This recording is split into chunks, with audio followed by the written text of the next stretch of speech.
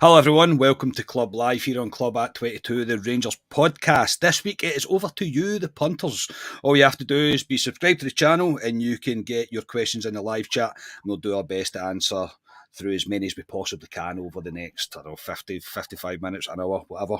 I am Scott Carney and joining me tonight is Ali Pearson. First of all, you over your man flu yet? No, I'm in the middle of the man flu at the moment, so if I do mute during tonight, it's because I'm coughing. But no, I thought I'd come on tonight, show a bit of dedication. It's good, Carney, that you finally sacked Scotia. Dedication, delighted. Man. Honestly. I'm delighted that Scotia's finally sacked and he's no longer part of this podcast. We'll come to that. Ryan, how's it going, mate? I am good. I didn't want to ruin any introductions. I had plenty of jokes up my sleeve and I was going to no say a thing. But it's good to see Scotia with a short back size, but obviously we're going to come to that. And also, I'm still laughing, mate, at the general sale of cup final tickets from Aberdeen this week. That was great. That was good content, that, mate. Very much good content. And yes, making his pod debut, a guy that I've known since, I think, the end of Primary 7, start of first year. We go way, way back. And he's not replacing Scotia. Scotia's just working. I knew people would say that, actually, so just the comment that popped up there. I was like, people are going like that. Who's that? But Jamie, how are you, mate? Welcome to the podcast.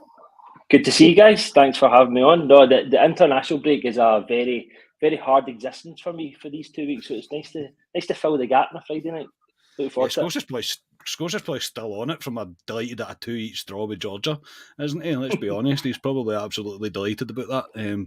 But yes, as I say, Scotia is working tonight, unfortunately, but it gives Jamie a chance to come on and join the podcast and see what it's all about. So be kind to him, chat. Don't be too harsh. Ali, can you still do comments? Aye, you must have been you that was doing that. Working, yeah. Right, that's cool. So yeah, tonight it's over to you. The questions, it's all down to you what we do. Tonight we will be answering your questions. There is a few to do from social media first of all, and then we'll go into the live chat. And before I go any further, I need to give a shout out to Big Boise that I met at work the other day. Very nice to meet you, mate. And he said very nice words about the podcast. So very much appreciate that, mate. Do very much appreciate that. Right, we'll start with the first one, and whatever it is in my phone. It's from Marth Vader. Question for tonight. As he will be out. I said years ago when I saw Shankland at Ayr, he'd do a job for us and he's only got better. Do you guys think we should just pay what they want, even if it's $4 million, and get him in January? Could be the difference between winning and losing the league. He's like Boyd in the box, but hold up play and laying off is first class. Ryan, I'm going to come to you first with this because you're always one that's saying about us not exploiting the signings within our league. And thank you very much, Gordon, for the £5, mate. That's very much appreciated. So what's your thoughts, mate, Shankland? I genuinely think it's a no-brainer. I do. I think I was really impressed with him when he came to Ibrox with Hearts a few weeks ago. I think he looks as if he's physically bulked up a bit. He looks better off the ball. He just looks a good striker now. And for me, a no-brainer. The kind of thing that everyone talks about is he's a Rangers fan. He would walk to Ibrox. That's just another box ticked for me. But he is a good player. And I think you see us spending money on, I'm not going to get into the two of them, but we've wasted money so far by the looks of it on talent elsewhere, or what so-called talent. And Lawrence Shankland, I believe, was the top goal scorer for in the SPFL last season. If we can get him for a cut price, which we will get because he's only got 12 months or something left on his contract, it's a no-brainer for me, Carney. I think he's a really good player. There's little risk of signing him as well. And he's now a Scotland internationalist. I don't think we've got enough players in the Scotland squad. I think he's at that level where he should be playing with Scotland. When I think of who's the big guy up front, I can't think. Is it Dykes? Is that what you call him? Dykes. I mean, Lachlan Shark's a far better player. I mean, I think he's got a good footballing brain. I think you can tell he's improved a lot. Yeah, and as I said, just to sum him up, he's a very small risk. You would get him for, I reckon, £2 million, round about that. So, yeah, he's a no-brainer for me. I'd love to see him at Rangers. Yeah, Jamie, yourself, obviously no one really knows your opinions, mate, but this is what it's all about, mate. So, my opinion before I probably come to you, I can't see it not being maybe not. I don't think it'd be a huge success. Maybe it would. Maybe it proved me wrong. But compared to Dessers, I think it is a no-brainer. Well, I mean, compared to Dessers, I think anyone's possibly good. But just to echo what Ryan said, I mean, Shankland, that game, a few weeks ago at Ibrox. I thought he was absolutely brilliant. Hold up play, link up play. He was playing. He was leading the line by himself pretty much. Barely any service whatsoever. So no, I thought it was a very strong performance, and I left Ibrox that day thinking we need to be in for him. I mean, I don't know if Anne Budge would be wanting to part company with him for £2 million in January, but I mean, I think you test the waters and you wait and see. But honestly, I think he'd be a definite upgrade on Dezers, definitely. Yeah, Ali, yourself, your thoughts on bringing Shankland in? I mean, it is one, he is the best of the rest just now, probably striker-wise. He's found his form again. These links are always going to get made because he is a Rangers fan. Or we're led to believe he's a Rangers fan, obviously, but just when you look at what we spent on Dessers and then you think what we could have got Shankland for, it does seem, why did we not do it? I think Ryan says all the time that we turn our nose up at players in Scottish football. I mean, Ryan will go on about Lewis Ferguson, the one that got away. If you want to say he was hard, and he was right, and he was right though. That's the thing, he was. He was. I don't like saying that as well, but he was right. No, Shankland for me, I think he would do a job for us, Carney. I think he would in the Scottish League. I think he would score goals. We spent reportedly $4 million on Dessers, who really hasn't done anything at all this season. So I don't know what he's got left in his contract, Shankland at Hearts. I'd agree with Ryan. I could see Hearts wanting $2-3 million, depending on what's left in his contract. So, but for me, we would need to move strikers on, Carney, because we've got Danilo, Dessers, Kamar Roof still there. So I think we would need to move somebody on before we had a look at him. But if I was Rangers in January, Carney, and depending where we are, I'd have a wee pop at Hearts to see what they're like, because he would score goals for Rangers. Yeah, I think he would as well. I do think he would, and I think the more you're seeing him playing and developing, really, I think it's a link that I think if we don't take it, I think Celtic will.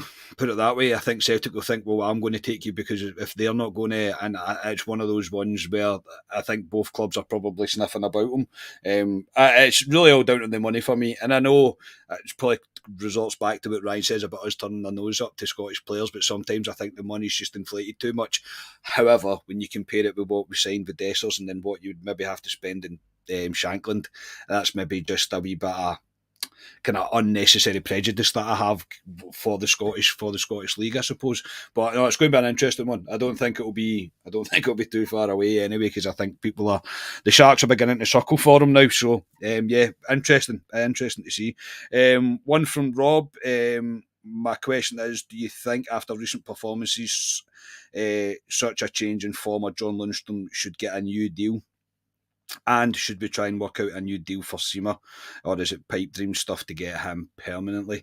Ali, I'll come back to you, mate. If John Lundstram continues the way he is, I would 100% keep him, because I think he's an asset to us. I think he's a good player. However, I still think he's trying to get himself away from being part of the old guard, I think. But in his recent performances, he's probably been the most improved, I think, under Clement since he's came in. Him and probably Tavernier, I think both have really, really improved. But yeah, would you keep Lundstram and Sima? I don't think it will happen. Lundstram, yes, he has played well this season. He has been probably most improved. Would I keep him? I don't know. Is he suddenly performing, can he? Because he's got a year left in his contract and he's in a short window now. I don't know. Possibly. But yeah. I would look to closer. I would look deep into next year in terms of the tail end of the season, Carney, before I look to offer my contract, to see what he's contributed up to that point. To now, he's done very well. I'd be in the fence with it right now, Carney, if I'm being honest. Lundstram, I'm trying to age Lundstram as he must be round about, if I had to 30? guess, 29, 30 or something. Yeah, must be about 30. So, and he'll be a big wage at Rangers, I imagine, too. So, I don't know with him. I'll sit in the fence with that. I'll wait until March, April time, and we'll see where he is at that point. But Sima, I can't see us getting Sima. Brighton's whole model is they bring players in that they think have got potential, usually punt them out and loan somewhere for a year, and then bring them back into the Brighton team. Will he go back into the Brighton team? I don't know, but I don't think we'd have the money to spend on him, Carney. They paid $8 million for him. I don't think they want to take a loss on him, because they don't do that, Brighton. So I think we'll have him for a year, and that will be it, if I'm being honest. Yeah, Ryan, your thoughts on Lundstram and Sima? Different ends of the scale for me. Lundstram has got much to prove for me. I think I was heavily critical of him beginning of the season under Beale, last season as well. I did say on the pod that he'd possibly undone all his good work that he'd done in any kind of good feeling he had with the club and the fans was kind of deteriorating because his performances, giving up that one, St Johnstone, giving the ball up, it sticks in your mind. He's got better under Clement. There's no getting away from that. But to be the guy on the pod that brings everybody back down to earth, I'll just hold off with jumping ahead and thinking John Lundstram is the new Eisen. Or the best on earth, mate. Because I did rip him, and he's far from it. The song was good a couple of years ago, but it's not for me yet with John Lundstram. He would need to play consistently from now to end of the season and lift a couple of shiny things before I'm thinking about giving him a new contract. He's one of the reasons why we're struggling and why we're where we are in the league at the moment. But he's definitely playing well under Clement, so long may it continue. Sima, I think it's probably a blanket. I would be surprised if Jamie disagrees. It feels maybe just a bit out of a price range. If Brighton have bought him for circa £8 million, I don't think we're in the market for that, for spending that type of money, and I don't see Brighton letting him go for less than that. So enjoy him while he's here, because I criticise him at the beginning of the season. I do like how direct he is. He's just something different, and I tweeted to somebody during the week, and I'll stand by this. He's a better option than Ryan Kent. Ooh. Jamie, your thoughts on Lundstram? So obviously, Curry said as well, would it be hard to replace Looney? And for me, no, we could get a better player with little effort. Possibly, I don't know. But your thoughts on Lundstram extending his stay here and the chances? Well, if it was for his song alone, I'd give Lundstram probably another 4-year deal or something like that. I love to see it back at Ibrox the other night. Yeah. But no, I mean, Lundstram, he hit his purple patch during the Europa League run, and I thought he was excellent in that sitting role. But after that, his performances just went drastically downhill. And yeah, as Ryan was calling there, I think he's to blame for a lot of the really terrible domestic performances we had, I think. So I don't know. Yeah, I'll sit on the fence here and side with the guys and say, I think if he drags us through a few games, if he has an absolute belter of a game in the final against Aberdeen, he gets us on a kind of good run in the league form and in the Scottish Cup as well, then maybe at the end of the season he's merited a new deal. But yeah, I think sitting on the fence at the moment. And then yeah, Sima, I think Sima's looking like he's going to be a superstar. But I mean, I was one of the fans at the start of the season that thought he's really not up to much. But I think he took a wee while to get going. And now, yeah, he's just get pace to burn and he's super direct. So if the option was there, I think kind of a good comparison is when Ryan Kent came in loan and we all thought, no, he's well at the price range, and we ended up buying him. So you never know. You might want to test the water and see if we can get him.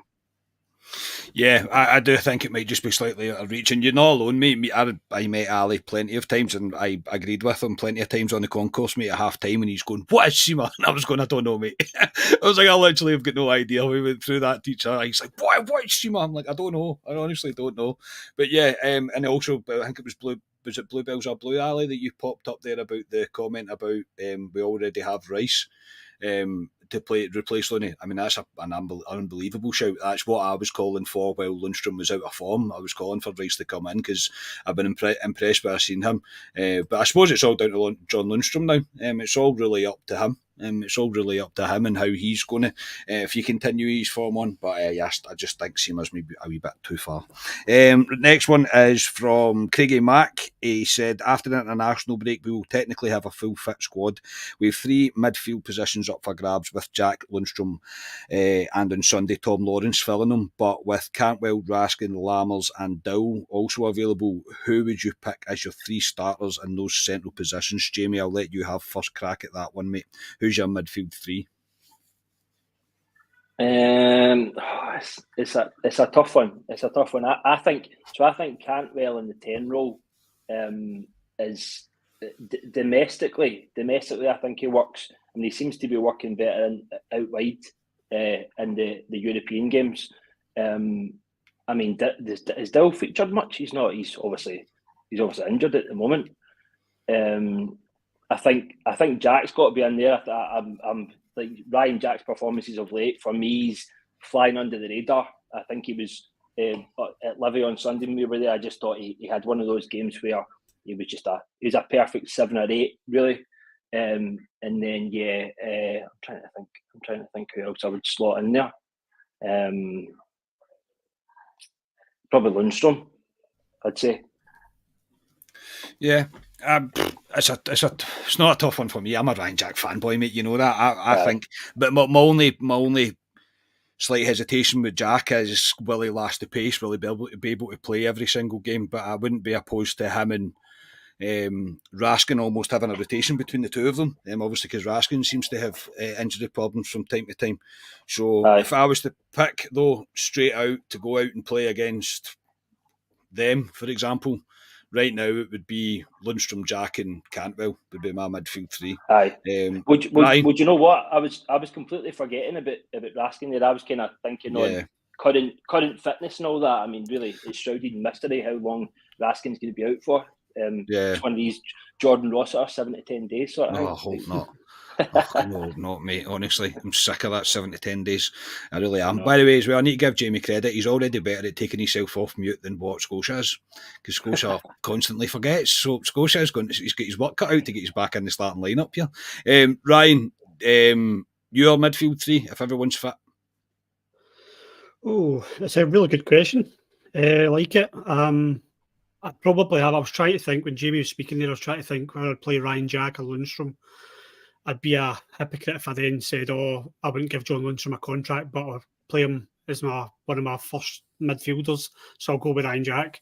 He's definitely been better, but you always have to caveat with Ryan Jack. How many games can he play in a row? This is what you always think with Ryan Jack. So yes, a fit Ryan Jack definitely makes the three for me.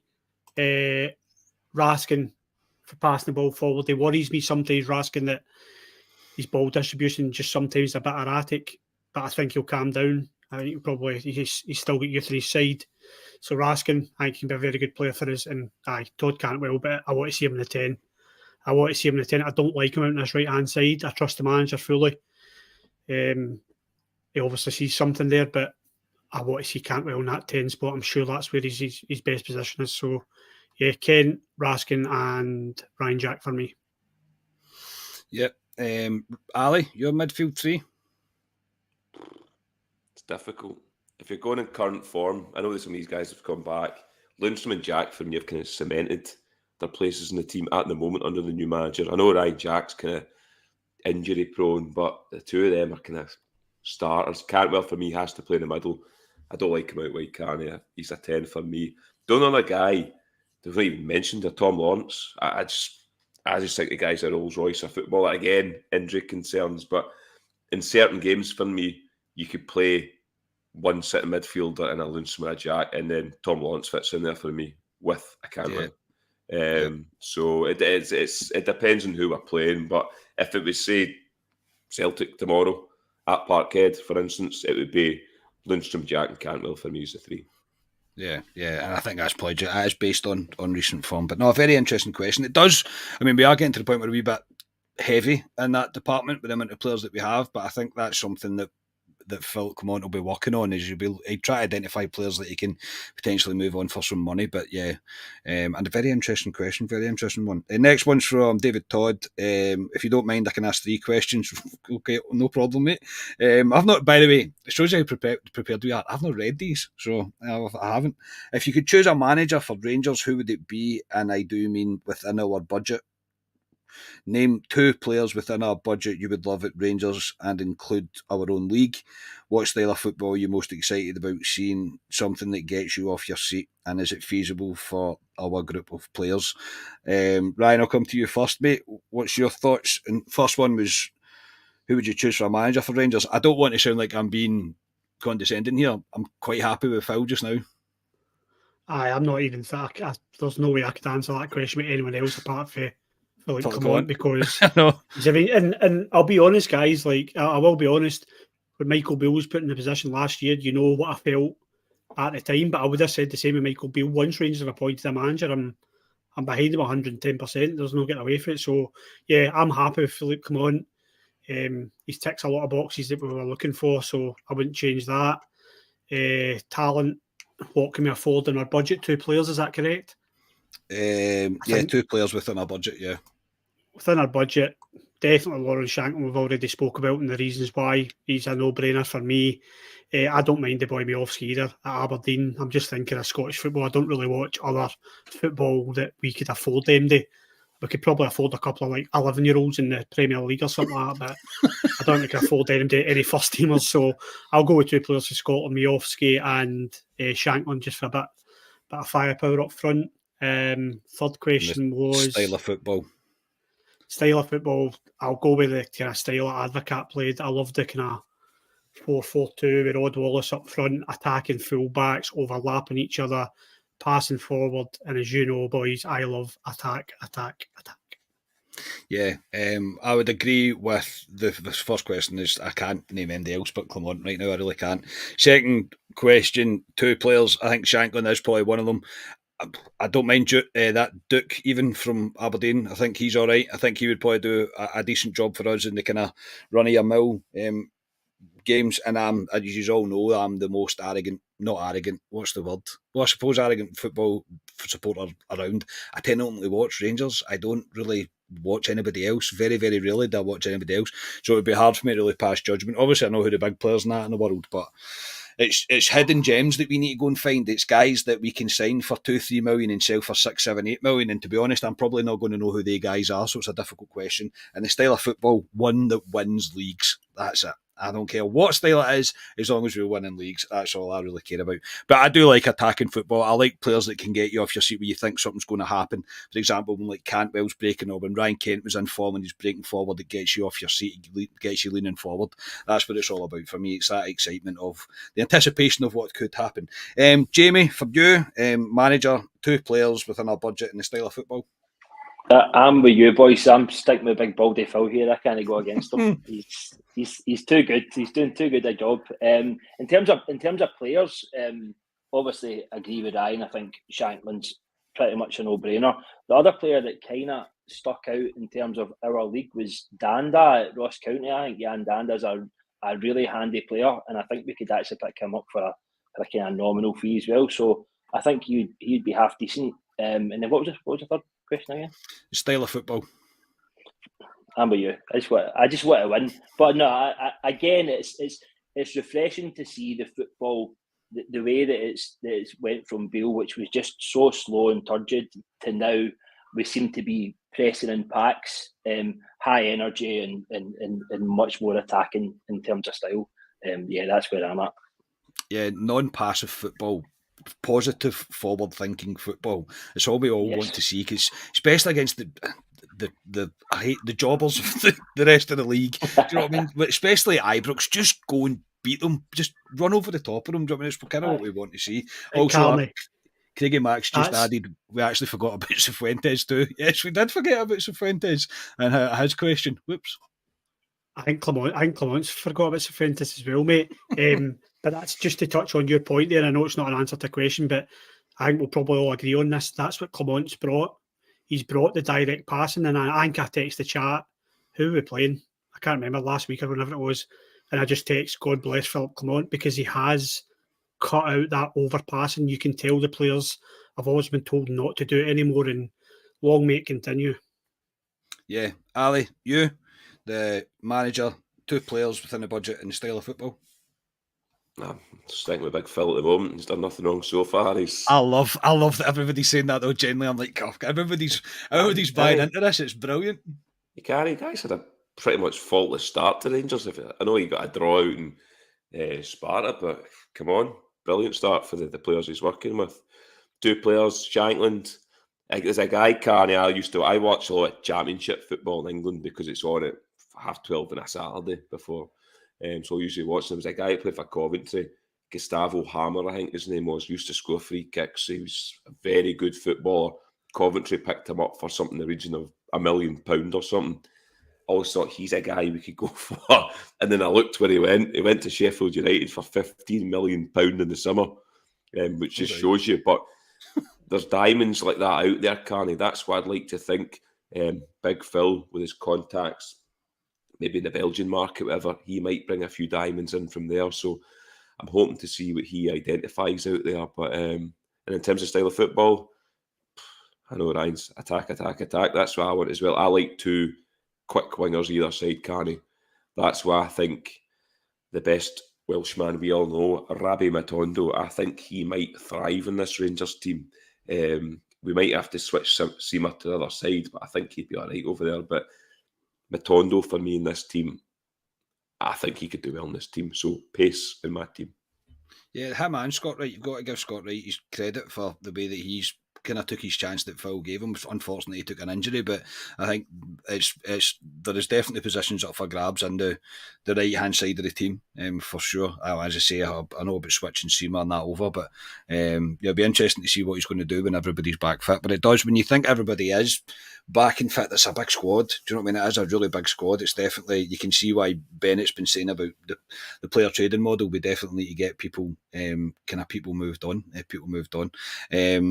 I'll answer that one quickly. Ali, you've just popped that one up because I realise I haven't done many in the chat. Blue Nose John, hello mate, how's it going? Good evening, Scott, Ali, Ryan and Jamie. What's your favourite Rangers memories as Rangers fans?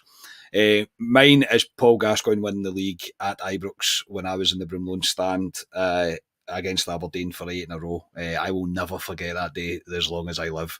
That was an absolutely tremendous day and I'll never ever forget it. That's definitely right up there for me. Ali, I'll come back to you. Your favourite Rangers memory? That's difficult. Doesn't need to be. Just pick one. I know there's hundreds. But that's always the first one that comes to my mind is remembering Gaza. Because I could remember seeing when he ran the length of the pitch, I just seen his 8 bouncing as he was running on the back of his jersey running, and I just seen the ball curl into the net. I was like, a tremendous day. I'll go with a recent one, and we weren't all there to see it because of bloody COVID, but Gerrard winning the league for us, I think that was major pressure. They had that 10 wrapped up before that league was even kicked off. That was huge for me, Carney. That's probably. I know we've seen 9 in a row and everything. We've seen a lot of league titles, but that's probably the biggest title we've seen in terms of what it meant, in terms of stopping them. So I'll go with that one. Fair enough. Jamie? Folk are just going to think I'm siding you here, but as soon as you said that there, so I was sitting at the front of the Copeland as a wee boy with my dad and my uncle Gary, and I just remember Gaza's hat-trick in that game, and it was just unbelievable. The third one that he went down the outside and cut back inside and stuck it in the top corner is just one of those ones that just lives with you forever.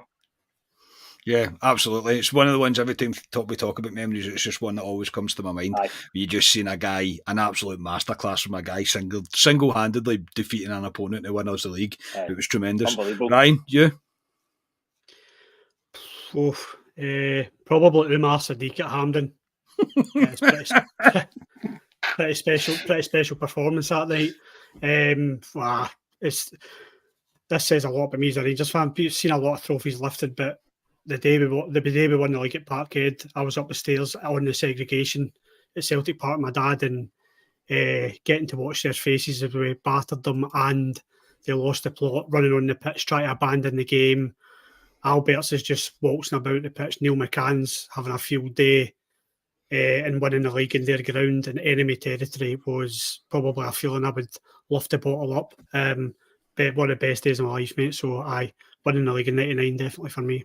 Yeah, that was I don't remember where I watched that game, but I'll never forget it.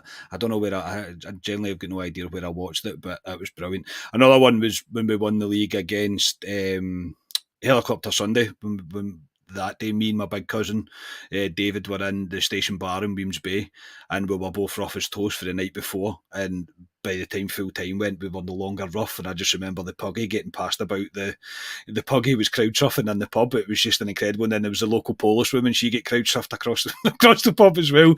It was an incredible day. But that was another one that sticks with me. Before we go any further, everybody's favourite time of the show, it's time for a word from our sponsors. It's not a bird, it's not a plane, it's a ball trimmer sent from space. Gentlemen, our friends over at Manscaped have been working night and day to bring you a below-the-waist grooming experience like none other with their brand new Lawnmower 5.0 Ultra. We are talking about a next-generation trimmer with interchangeable blade heads for whatever shave your mind can imagine. Upgrade your grooming game to the Ultra Sphere this year by going to manscaped.com for 20% off and free shipping with our code CLUB@22. High tech for low prices, Manscaped. AI is cool, but I think this might be the biggest technological even advancement the world has ever seen. Every man knows how scary it can be when going for a close shave below the belt. That's why we trust Manscaped for all our sensitive areas. Inside this package, you'll find the star of the show, the Lawnmower 5.0 Ultra. Their 5th generation trimmer features 2 interchangeable next-gen skin-safe blade heads, a standard one for taking a little off the top, and a new foil blade to go smooth wherever your heart desires. This bad boy also features a dual LED spotlights to provide contrast on multiple skin tones so you can shed some light on your darkest places, and it's waterproof. Taking it on the go, Ali's favourite thing to do, Manscaped has you covered. This kit comes with a travel case and even a travel lock feature to avoid any accidental powering and or weird looks in the airport. Upgrade your ball trimmer and your life will follow. Get 20% off and free shipping with the code CLUB@22 at manscaped.com. That's 20% off and free shipping with the code CLUB@22 at manscaped.com. I can promise you've never seen a ball trimmer look like a spaceship. Get yours today from our folks at Manscaped. So thank you very much, Manscaped. That is their new launch, hence our fancy new graphics, whatever it may be. Thank you, Brian, for the super sticker as well, mate. Really appreciate that. This one, fancy new graphic, because 2 heads are better than 1. So take it from us, the Manscaped stuff is genuinely brilliant. I'm not just making it up, but yeah, that's their new one that's came to market. So everybody go get that for Christmas and use our code and just supporting the podcast. Very much appreciated. Right, we'll get back into things. I've got a few saved that I've seen come in. Tommy Latanka, evening gents, question for you. If under January transfer window, would you let Todd Cantwell go? Oh, Ryan, do you want to take that one? No, I don't want to know, because Todd Cantwell has risen the bar at Rangers. He's taken the level that we need up a notch. Does he do it consistently just now? No, but I think that will come this season. I think it will come, especially under this manager and this management team. So no, I wouldn't be even thinking about selling Todd Cantwell. I think that will come. I think he'll hit those levels, and I anticipate he'll leave Rangers in a couple of years' time, and we'll probably make money off that, because he does want to go back to the Premier League. He's been quoted saying that.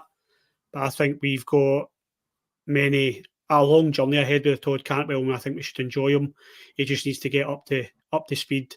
And no, it's not an option for me to sell Todd Cantwell. Put myself the disclosure there. For me as well, I'm the same. I wouldn't let him go. Not yet. I think it's too early. Jamie? Nah, Cantwell's integral to the way Rangers play at the moment. He's one of our most creative players. He's like, when Kent left, you're thinking, who's going to come in and do that?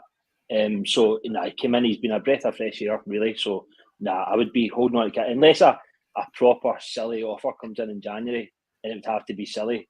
I think I can see him staying at Rangers for a good 2 seasons. Yeah, I hope so. Ali, that's the thing though, is with a selling club, if the offer is correct, he probably will go, but it would need to be a good offer. I agree with Jamie. It'd be stupid money to let Todd Cantwell go. Same as Jack Butland as well. If somebody come in with a ridiculous bid for him, he would need to go. But Cantwell's our best player. He's a guy that should be playing as a number 10. He's a guy we should be building a team around. Yeah, he's not been great this season, but he's had injuries. He's been in and out. He's been playing in a position which I don't think he should be playing. So, no, he stays for me. Absolutely, yeah, I'd be the same. Next question. Thank you for all the questions, by the way. I'm trying my hardest to keep up with them all. You know what it's like in the chat. I'm trying my hardest, I promise. Jim Reid has asked, hello guys, what 2 or 3 positions would you prioritise in the January window? Me personally, left back, I think is one that needs addressed and pretty soon, and we probably need another striker. That's the 2 that I would be looking to improve on, because obviously Kemar Roof's made of paper mache and will break down again even when he comes back fit. So that'd be the 2 for me. Ali, I'll come back to you. 2 or 3 you'd be looking to prioritise in January. That was a wee bit harsh in Kemar Roof there, Can. He was in that Christmas advert and he managed the full advert, so come on. By the way, that Christmas advert's really good, actually. I think they've done very well there. Phenomenal. If you've seen, the ones from the other side of the city, they've been pretty horrific recently. So when you messaged in the chat and said about it, I was like, oh no, please don't be bad. But no, it was actually good. I actually really enjoyed it. Yeah, and Cyril Dessers wasn't in it, so there you go. But I agree. Lammers was, aye, he was there doing nothing as usual. But anyway, brutal. It's brutal, isn't it? Absolutely brutal. Yeah, correct, mind you. I'll get caned for that one. But no, I agree with you, Carney. A left back for me. I know Ryan likes his Turkish delight there, and Barisic is obviously still there. But yeah, for me, I think we should be looking at a left back there in January, and possibly a striker as well. Because for me, Dessers isn't up to it. You're relying on Danilo because Kemar Roof is injury prone. So, that's the 2 I'd be looking at. The other one, which we always say about, is the right hand side, because nobody's really come in there and nailed that in years. So that's the only other position. But January's a dodgy market, Canny, because there's not really much available in January. I could maybe see a loan come in or something. So, that's ones I would go for. Yeah, Ryan. I can agree with Al in terms of it'd be dependent on the window. In January, do I see us getting a left back, a right back, and a striker? No. But that is probably the areas that I would target. I think we need to strengthen our fullbacks. I think we need to look at Rangers going forward. And when I say forward, I mean the next 2 or 3 years, who's going to be our fullbacks. So I think we need to invest in that. And definitely a striker. I think Danilo is by far the best striker for us at the moment. Mm-hmm. I'm not even considering Kemar Roof anymore. I just, for reasons we've discussed in numerous times, but we need somebody else rather than Danilo, because I don't think there is anyone else at the moment. So I'd like to see minimum 1 striker probably come in January. Yeah, Jamie. Well, I'm sort of dying for Dessers to be good, to be completely honest with you guys. But I'd really, the longer it goes on, I don't think it's going to happen. So I think that's the big priority for me. Probably to echo what Ali said, I think we need a winger. Because I don't know when Matondo's going to come back, but a pacey winger. The last winger I think we actually had at the club that nailed down a proper starting 11 slot was Candace. So winger, and then possibly a left back. But I don't know who you're going to pick up in the January transfer market. I think Yilmaz is a wee bit lightweight at times in domestic games, as we were chatting about at Livy on Sunday, Scott. But in Borna as well, he's he blows hot and cold. Although he's probably out of a bad bunch, he probably started the season the best, I'd say. So I think left back as well would be a position to look at.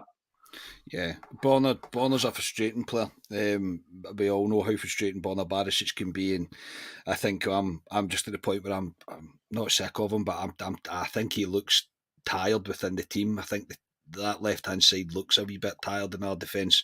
I think Yilmaz is good. Look, I do. I don't know if he's going to reach the potential that we think he was brought. We were led to believe he was going to reach when he came here initially, and for the money outlaid on him, I'm like, we should be seeing more. But he's injury prone as well, which is really affecting him. I think building on it, which is, I know it's football, these things happen, but I feel like it's an area of the pitch that we do definitely need to improve. For a Hill, question: player trading model. What's more important, a decent manager or a good youth development scheme? Oh. Ali, do you want to go first with that?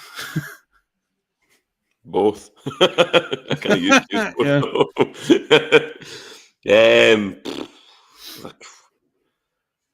completely different things, to be fair. I mean, the youth development's a big thing because that's your conveyor belt to bring players through, potentially, and also sell players as well and make money. So we've not really had anything really come through at youth level. Even McCausland, I don't even think he's come through the youth. I'm sure we got him from over Northern Ireland. I'm sure he came from over there. So I don't think he came through the youth from us. So that's a decent manager, obviously, but the youth system for me is something we need to look at, because when was the last time somebody really came through?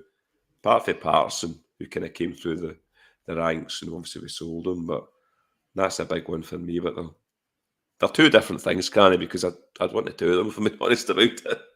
Yeah, I think I'd be the same, mate. I think a decent manager's a priority, and I think the failure of Beale and the very short-term success we've seen so far under Clement, I'm not getting too carried away, but you can see it's night and day, I think, from what we've seen. I think we're over this bounce that a new manager would get, and we're now seeing him implement ideas onto the pitch, and that's very important for us, I think, going forward. Youth development, it's always going to be something that comes up. It's always going to be something that needs addressed. Sometimes I think, personally, as Rangers fans, myself included, that we expect all of a sudden in 4 years, 5 years, whatever, we've produced half a team worth of youth that have came from the youth. Realistically, that's not going to happen. It just isn't going to happen. You're meant to get one or two coming through, sell them on for a huge profit, like Patterson. Have we done it often enough? Definitely not. We've definitely not done that often enough. But I think that would be my expectations of a good youth development, is over the space of 2 years, 3 years, 4 years, you bring two through that are primed and ready, but are ready to go on for bigger and better things. You sell them for 8, 9, 10 million, whatever it may be. That would be my idea of it. Ryan? It's a really good question. I like it. I think as Rangers fans, we always want to see someone come through the youth and make it like Patterson has. I get a buzz from seeing young boys coming through because you think you're living my dream, and it's a buzz to see it. We don't. Ali's right. We don't see it enough. Whether that's because of the development scheme that we've got in place, the management, I don't know. We were told when Auchenhowie was built, it was top of the range and it will churn out talent for the next 2 or 3 decades. I don't think that's been the case, but it's very hard to make it at Rangers because we've got a demanding fan base who are very unforgiving, and Ross McCausland will find that out if he doesn't beat his man every single time he takes him on. we will eventually start shouting at him. But I would have said probably before this season, I would have said we could win the league with anybody in charge as long as we've got the right players. But after the managerial appointment we did make before Philippe Clement, I've kind of U-turned on that. So I think a decent manager is more important to short-term success than having a good youth development scheme. Might be in the minority there. Possibly. But it's all about opinions, mate. We say that all the time in this podcast. It's all about opinions. Jamie, your thoughts on that? I'm thinking a decent manager. I mean, I really think like a decent manager like Clement can essentially inform the youth development scheme as well, to be completely honest with you. So, I mean, you've obviously seen that McCausland's been given a chance, and he's even openly said that he's going to give youth a chance as well. So, no, I think getting a good manager in there that knows the club, that knows the setup, that has a kind of eye on the youth that's coming through as well. I think that then you'll see the younger players shine as well if you got a good man at the top. Yeah, it's a good point, mate. It's a very good point. I would agree with that as well. Paul, I'll probably come back to yours. I've saved that one. Gordon, one more from me, lads. I know you asked one earlier on, mate, but I think it was about Shankland, so it all kind of tied in. But Balogun is the best out-and-out defender we currently have at Ibrox, and if it should play the rest of the season, solid, composed, brave. Discuss. Jamie, I'll come back to you and let you have your say on that one, mate. What do you think? Should Balogun play the rest of the season?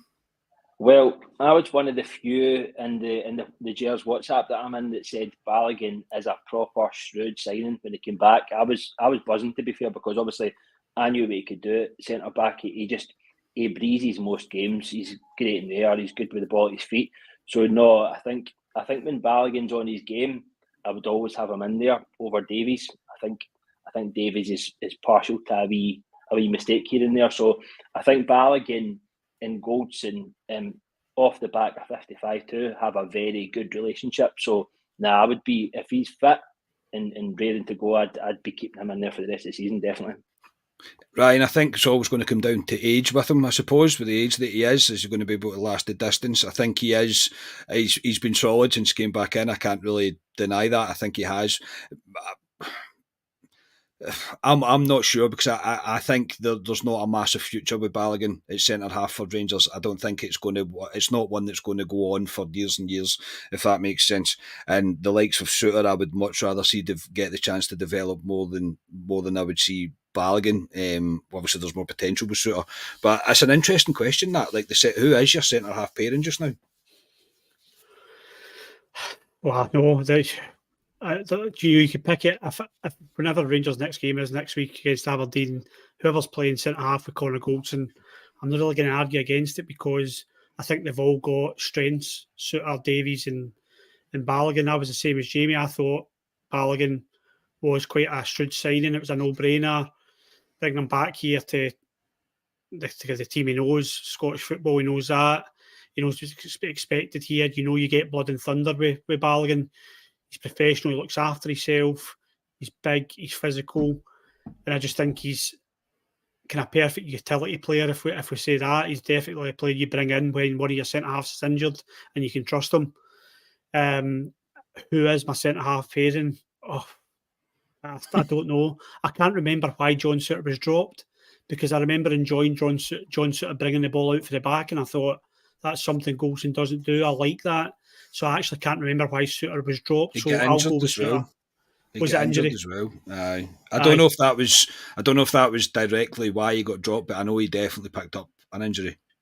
Yeah, well, I'll just go with Suter just based on him being maybe a bit more long term for Rangers than Balogun is, and I agree with Jamie again. There, Davies is prone to a few mistakes, as is Suter, but there's just something about Suter with the ball at his feet that I really like for Rangers attacking. Ali?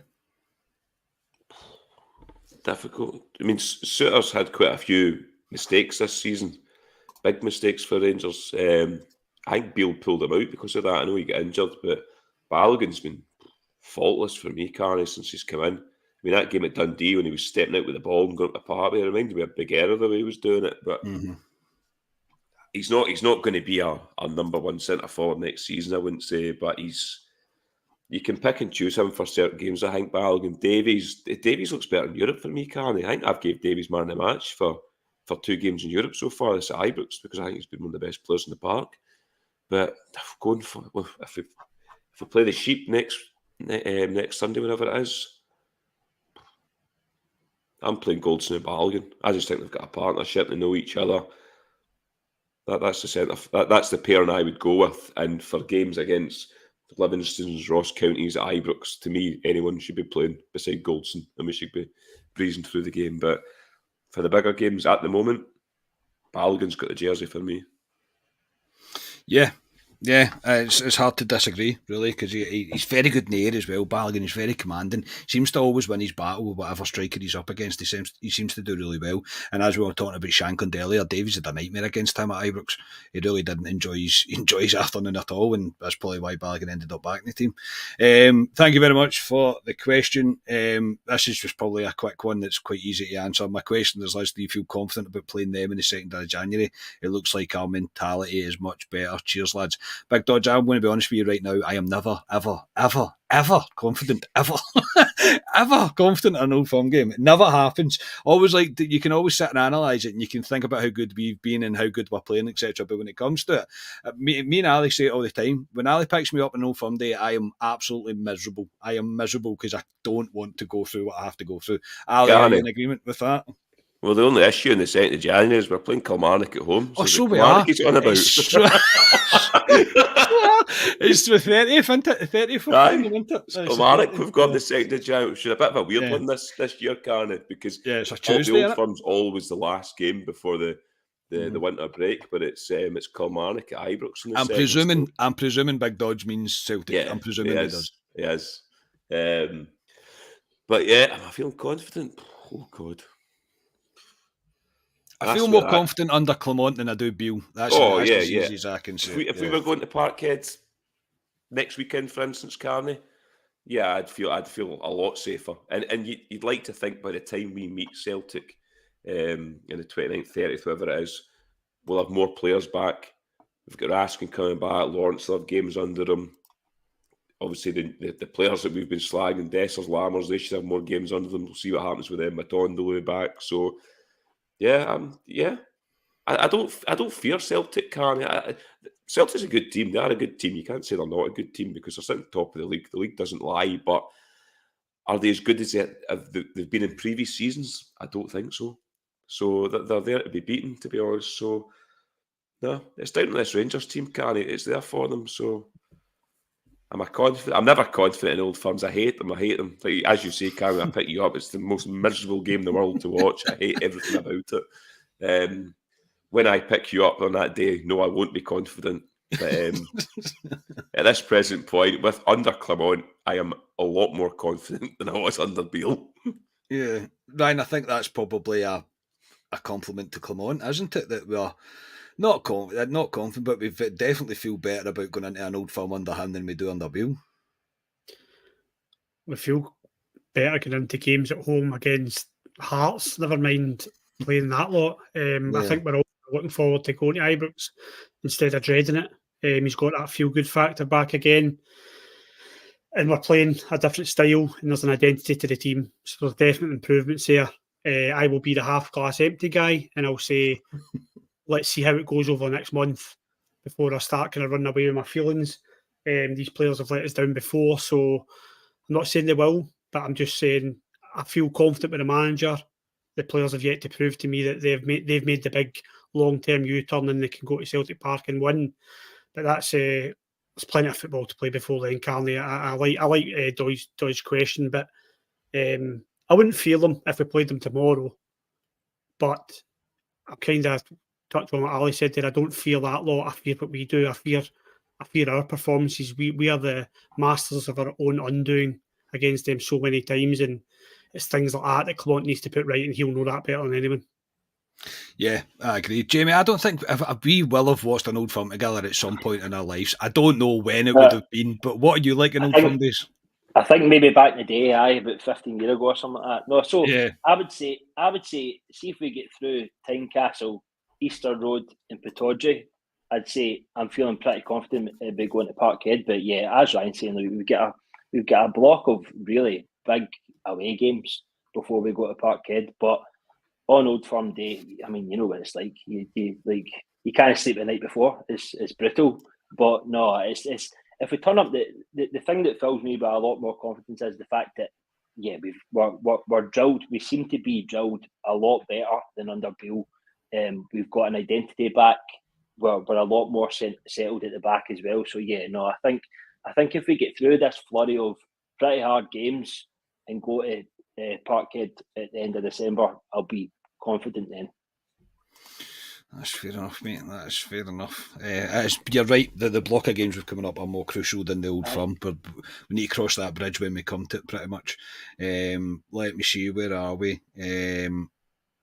We'll go with what time we on. We'll go with this one from Justin. Question: what's your all-time favourite Rangers goal? Oh, that's a difficult question. That is very difficult. There's a number of them. Ryan, you want to go first so I can have a think? I've got two, and it's strange. I've got two, and they're both in the same game. Right. 98 when we beat that lot at Celtic Park. And it was actually supposed to be a neutral venue, so it was half and half that day. McCoy scored the first goal, and it was his last goal against them, and he knelt down, and just you can see how emotional he is because he can't believe he's got one more goal against them. Just that celebration epitomises everything about Rangers for me.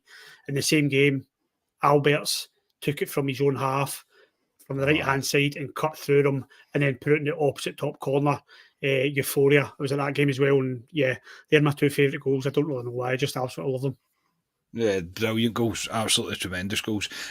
For sheer relation, Edu's goal at Ibrox against them, that was unbelievable. That just an unbelievable, because it was pretty much guaranteed us the league that year. That was a pretty good feeling. And Alberts' free kick against Celtic at Ibrox was kind of the first time that he unleashed the hammer for everybody to see, and Stuart Kerr's still diving for that ball and he's still not getting anywhere near it. So that was a tremendous goal. Ali, for you got an all-time favourite Rangers goal? You've just picked it there, Carney. Did I actually? Albert's free kick. That's the one that always kind of stick. I always watch that back. The way he could hit a ball, Carney, a dead ball, unbelievable. And that was some straight for Alberts. But that's the one that always sticks in my mind, Carney, in terms of, I mean, there's tons of thousands of goals with Rangers, but that's one that kind of sticks in my mind all the time. Yeah, Jamie? I've got Pedro Mendes in the 4-2 game. Oh, beach, man, aye.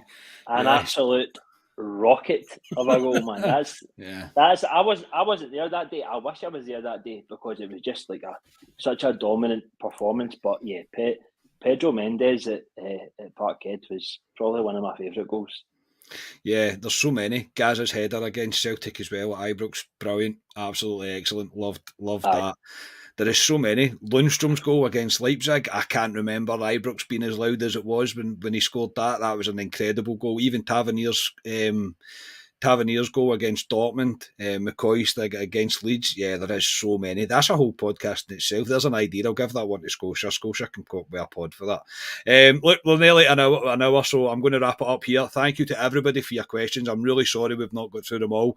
We will definitely do this again. You know we always do. We always like to come in and get your questions in, but I feel like we would be here for another hour, and that's probably not fair to me to do that to the guys. So, but I really do appreciate everybody getting involved tonight. That's been absolutely brilliant, and we do genuinely love doing these types of pods. It's brilliant to get interaction with you, it really is. So for tonight, Alistair, thank you very much, mate. No problem. That was good. A good chat. Good questions from the guys in the chat as well. And then I'm away going. Oh, there he is. There he is. Arnie. God bless America. Where is it? I couldn't get it. There you go. Right there. Cheers, Justin. Yeah. That trip to Texas, Carney, that's got to be for next season. Got to be easy, Justin. But, you can ask my missus for me to go to Texas with you. I will. I'll ask her. You can ask her, mate. I'll ask her. No, good pod and good debut for Jamie as well. That's Scotia way down the pecking order now, so he's number 5 now, Scotia. Yeah. Ryan, thanks very much for tonight, mate. Cheers, guys. Aye, brilliant questions in there. God, it must be horrible to be a politician. Some of the questions had me in a sweat. I didn't know what to say. Really good questions for the listeners. And I echo what Ali said. Solid performance from Jamie. He was doing very well. He was going to be a 10 out of 10, but he doubted Yilmaz. So I knew that. You were going to say that. So I know I had to say it. I knew that was going to bite me in the arse there, Ryan. Aye. Sorry, mate. Sorry. Sorry, just having that feedback for you. But I enjoyed that. Cheers, lads. It's not about feedback, aye. Thanks, mate. That's brilliant. Jamie Ryan is the most Rangers of Rangers dads you'll ever meet, mate. To be honest, he is. He's very much that. But no, mate, an absolute top class debut from you, mate. I really appreciate you coming on, mate. Thanks for having me, boys. Enjoyed yourself, mate. Enjoyed it. Thank you. Yeah, good, mate. So you'll be welcome on any time, and there's Jim. Always right at the end. Sorry, Ali. Me and you try to do it at the same time there. And again, try to do it at the same time. Thank you, Jim. Superb, mate. You're always there. Really do appreciate you. And Justin are always right there, so really do appreciate that. And yeah, that'll do us for tonight. As I say, we'll be back. I've got a special pod coming at some point. Monday, Tuesday or Wednesday. Sorry, it's not fully planned yet. There'll be a special pod coming out, so keep your eyes peeled for that. It'll be a club extra, and we'll be discussing a bit about Clermont so far. So yeah, keep your eyes peeled for that. We like to keep you entertained during this Ranger-less period that we have to go through every so often. The only one that's happy about it is Scotia, and he's not here. So yes, but no, again, thank you everybody for getting involved. Really do appreciate it. If you could like and subscribe, all the usual stuff, share where you can. We're on the push now to 6,000, so it'll be very much appreciated. I say I'll speak to you early next week. Until then, enjoy the rest of your weekend. We are Club at 22, the Rangers podcast. Cheers, everybody.